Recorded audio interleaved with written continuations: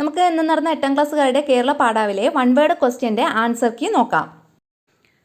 8ാം ക്ലാസ്സുകാർക്ക് ഇന്ന് നടന്ന മലയാളം കേരള പാഠാവലിയുടെ ക്വസ്റ്റ്യനും ആൻസേഴ്സും നോക്കാം. 1 മുതൽ 4 വരെയുള്ള ചോദ്യങ്ങളുടെ ഉത്തരം തിരഞ്ഞെടുത്തെഴുതുക. ഒരു സ്കോർ വീതം. ഒന്നാമത്തെ ക്വസ്റ്റ്യൻ, ഓതിയിൽ ഉത്തരമൊന്നുമ ചോദ്യത്തിന് അതങ്കമേശാത്തൊര പ്രസൂനം അടിവരയിട്ട പദത്തിന് സമാനമായ അർത്ഥം വരുന്ന പദം ഏത്? ഇവിടെ ഓപ്ഷൻസ് മൗലി, പൂവ്, വിണ്ണ്, പാര്.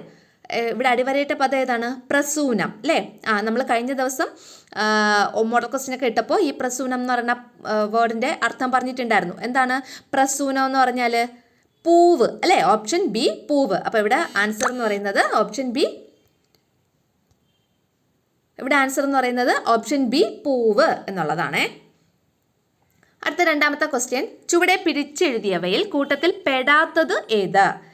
ഓപ്ഷൻസ് ഒച്ച ഇടറി, ഒച്ച ഇടറി, മയിൽ പീലി, മയിൽ പീലി, പിന്നെ ഉറക്കച്ചടവ്, ഉറക്കച്ചടവ്, മരക്കൂട്ടം, മരക്കൂട്ടം. ഇവിടെ നോക്ക്, ഇതിൽ മയിൽ പീലി, മയിൽ പീലി, അവിടെ പ എന്തായി? ഇപ്പയായി. ഉറക്കച്ചടവ്, ഇവിടെ നോക്ക്, ഉറക്ക ചടവ് അല്ലെ, ച എന്തായി? ഇച്ചയായി. മരക്കൂട്ടം, മര പ്ലസ് കൂട്ടം അല്ലെ, ക എന്തായി? ഇക്കയായി. പക്ഷേ ഇതിൽ നിന്ന് വ്യത്യാസമായിട്ടുള്ളത് അപ്പോൾ ഏതാണ്? ഒച്ച ഇടറി എന്നുള്ളത് അല്ലേ? അപ്പോൾ ഇവിടുത്തെ ആൻസർ എന്താണ്? രണ്ടിൻ്റെ ആൻസർ എ, ഒച്ച ഇടറി. ഒന്നാമത്തെ ആൻസർ ഓപ്ഷൻ ബി ആണ്, പൂവ്. അപ്പോൾ രണ്ടാമത്തെ ആൻസർ ഓപ്ഷൻ എ, ഒച്ച ഇടറി എന്നുള്ളതാണ്. അടുത്ത ചൂടെ കൊടുത്തവയിൽ കഥകളിയുമായി ബന്ധമുള്ള പദങ്ങൾ ഏതെല്ലാം എന്നാണ് ഓപ്ഷൻസ്. മടം പിടിക്കുക, അല്ല, ഈ പദങ്ങൾ കൊടുത്തിട്ടുള്ളത് മടം പിടിക്കുക, തോറ്റം, കളിവിളക്ക്, ഇത് മൂന്നുമാണ്.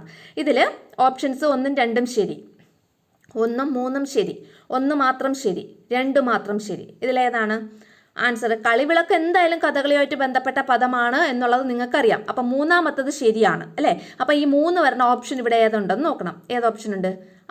B option. കണ്ടോ, 1ഉം 3ഉം ആണ് ശരി. അപ്പം കണ്ടോ, അപ്പം മടം പിടിക്കുക, കളിവിളക്ക്, ഇത് രണ്ടും കഥകളിയുമായി ബന്ധമുള്ള പദങ്ങളാണ്. മനസ്സിലായോ?